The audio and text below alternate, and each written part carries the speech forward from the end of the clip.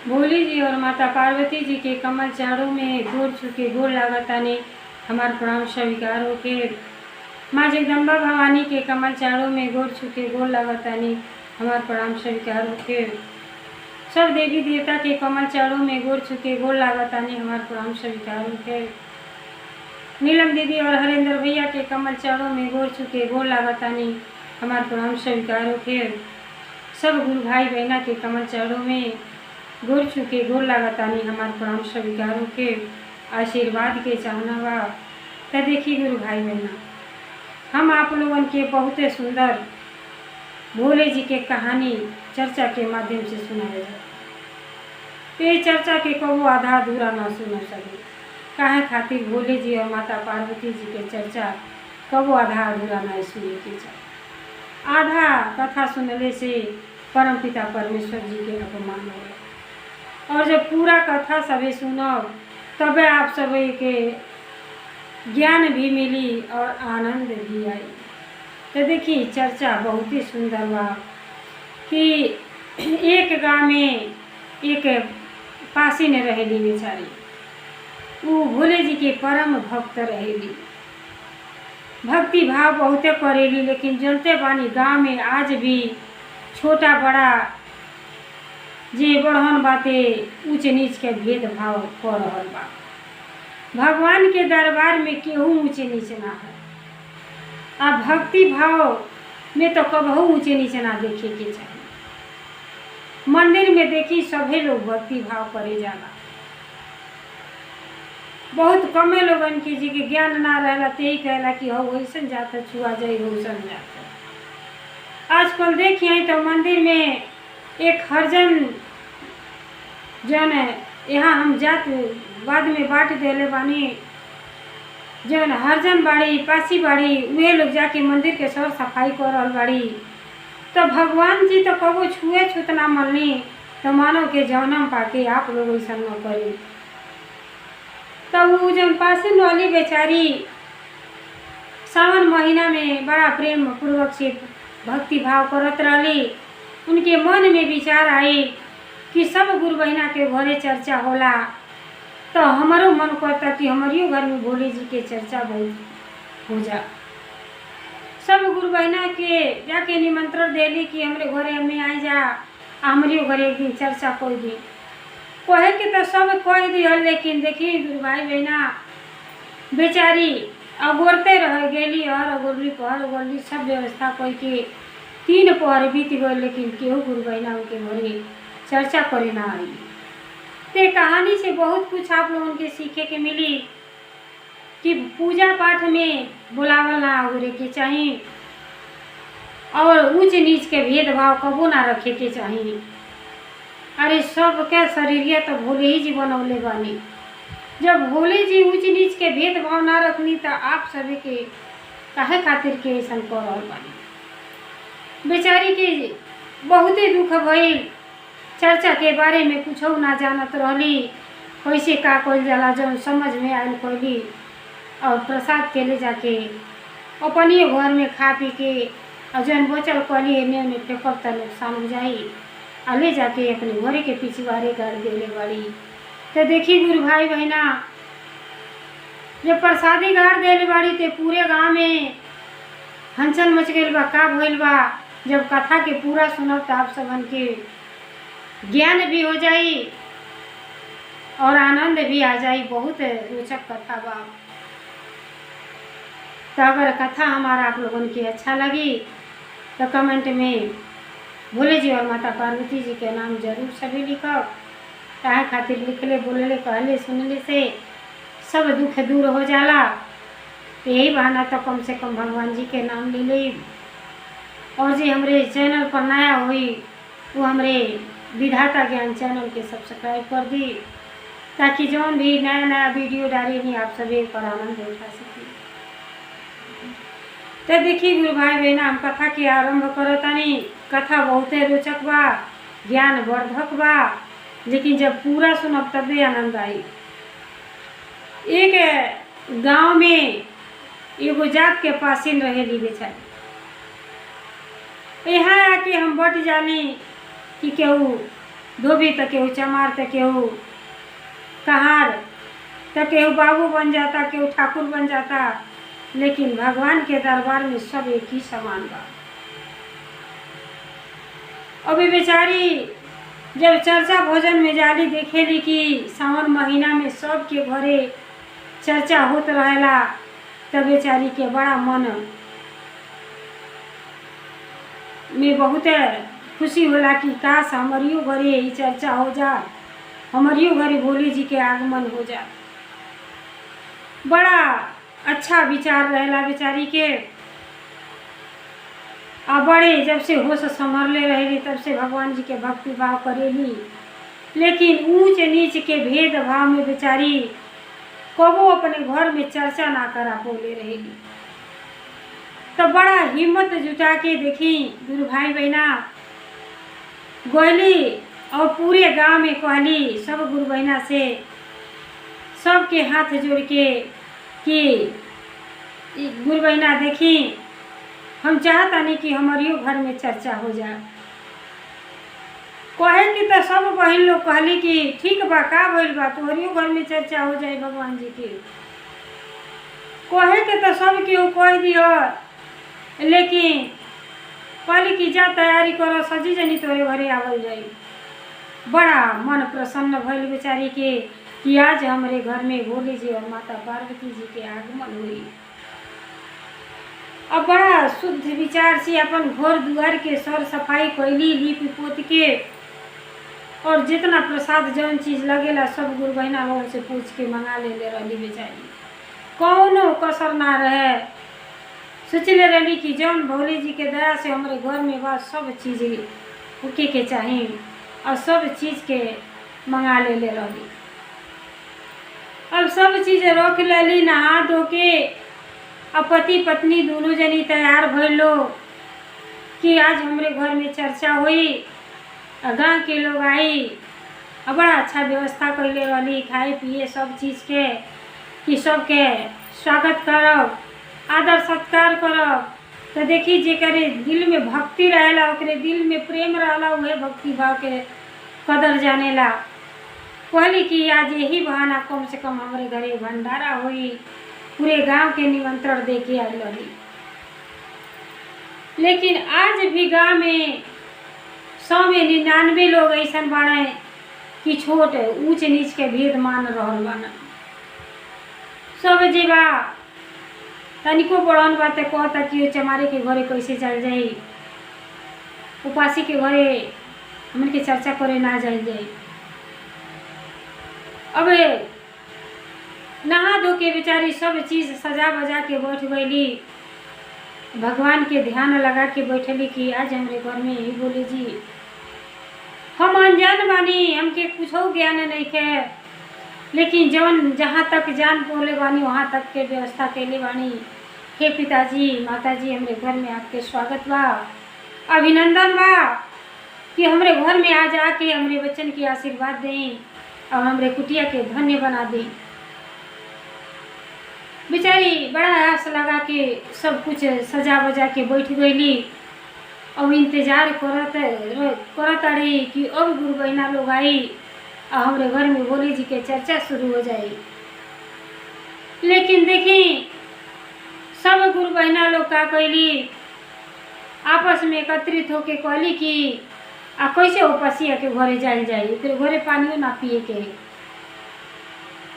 आपसिया के घरे शिव चर्चा करे चल जाई। अब एक दूसरे के अपन अवहेलना करते हुए सजी जनी अपने अपने घर में पटा गई। अब केहू जनी वो बेचारी के घरे ना गईली। अब बेचारी अकेले बैठे बैठे अपन भगवान जी के भजन कीर्तन जौन आयल तौन कैली। हर उर्ली पहर उखल्ली, बड़ा मन में दुख भइल कि सब चीज़ इकट्ठा कोई नहीं, लेकिन ना जानी काहे गुरु बहना लोग हमारे घर ना आईली और भगवान जी के चर्चा अधूरा रह गई। बेचारी मने मने रोताड़ी, आँख से लोर गिरता। तो देखी वही चर्चा में बैठ के अपने भोले जी के भजन सुनावताड़ी। मेरा हाथ पकड़ लो मेरे शिव गुरु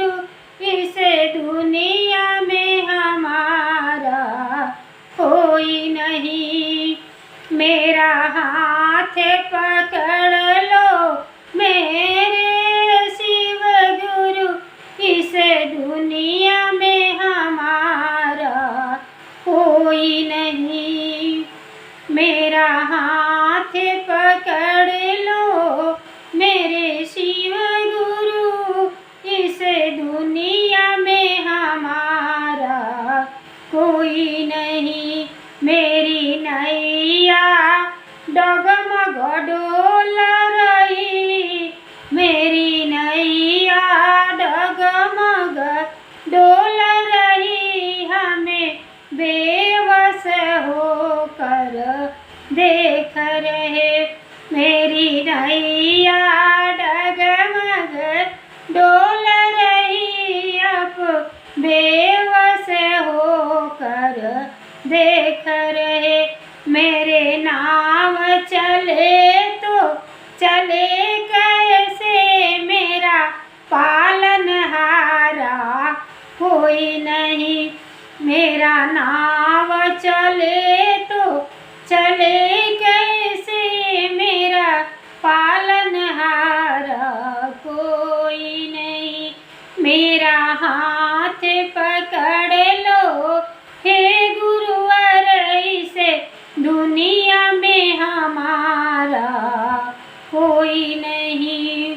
तुमसे ना कहूँ तो कहूँ किससे, तुमसे ना कहूँ तो कहूँ किससे, मेरा पालनहारा कोई नहीं।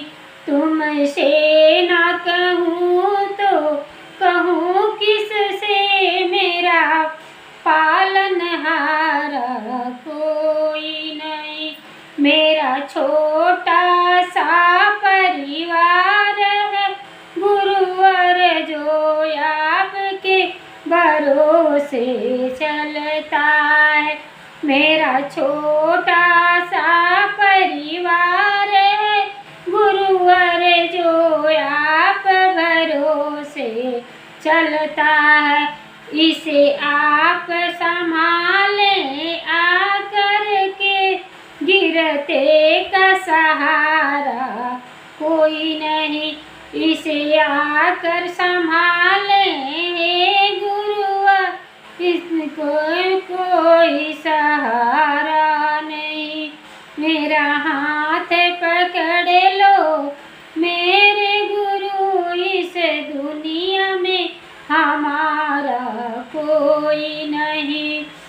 मेरा हाथ पकड़ ले गुरुवर, इस दुनिया में हमारा कोई नहीं। इसे आप संभालें आकर के, गिरते का सहारा कोई नहीं। तो देखिए गुरु भाई बहना, बिचारी के बड़ा मन दुखित भइल। अब कहतड़ी कि हे गुरुवर, हे पिताजी, मेरा हाथ पकड़ लीजिए। हे शिव गुरु, इस दुनिया में हमारा कोई नहीं है। सबके निमंत्रण देने, लेकिन आज इतना प्रेम भाव से बोलौनी, लेकिन ना जाने का हमसे ऐसा कसूर हो गई कि हमारे दरवाजे पर केहू ना आई। अब बेचारी अपन भजन कीर्तन कैली और भगवान से कहली कि हे पिताजी, आप हमारे गिरते के सहारा बनी और ये हमारे जो है पूजा पाठ के संपन्न करी और आके आशीर्वाद दी। अब बेचारी अपन ये भजन कीर्तन जौन भी आए अकेले कैली, आ कैले के बाद जौन भी प्रसाद रहल अपने परिवार में बाँट जुट के खैली। और कहली जब गुरु बहना लोग अबे ना कैली तब प्रसाद भी केहू हाथ में हमार ना ले। बहुत मन उदास हो गई बेचारी के। और भगवान से कहतड़ी कि का हमारे ऐसा कसूर बा कि हम पसी के घर में जन्म ले बानी, एकरे वजह से यह हमार बहुत भारी कसूर बा। कि यही के नाते कि ऊँच नीच के भेदभाव करके गुरु बहना लोग हमारे घर ना आई। तो हे गुरुवर, ये हमारे जब पूजा पाठ बाई आप स्वीकार करी और हमारे घर पे आशीर्वाद दें। तब जब इतना कहले के बाद तब उनके मन में विचार आई कि प्रसाद के फेंकल ना जाला, कहाँ से प्रसाद अगर पैरे तोरे पड़ला तो श्राप मिलला। तो बेचारी के जना ज्ञान रहल वो ज्ञान के अपनौली, प्रसादी जवन भी बची गई ओके पन्नी में गठिया ले ली और अपने घर के पिछवाड़े गड़ा खोन के वहीं प्रसाद रख देली। कहली हे पिताजी, हम अज्ञानी से कोनो भूल भइल होई तो के माफ करब। हम अपने जानत भर ये प्रसाद के यहाँ रख देतानी, काहे से ये प्रसाद हमार केहू ले नहीं, अछूत समझ के सब केहू हमरे घर में केहू आइल नहीं। अब प्रसाद के रख देली, अपन घर में आनंद पूर्वक से रहे लगली।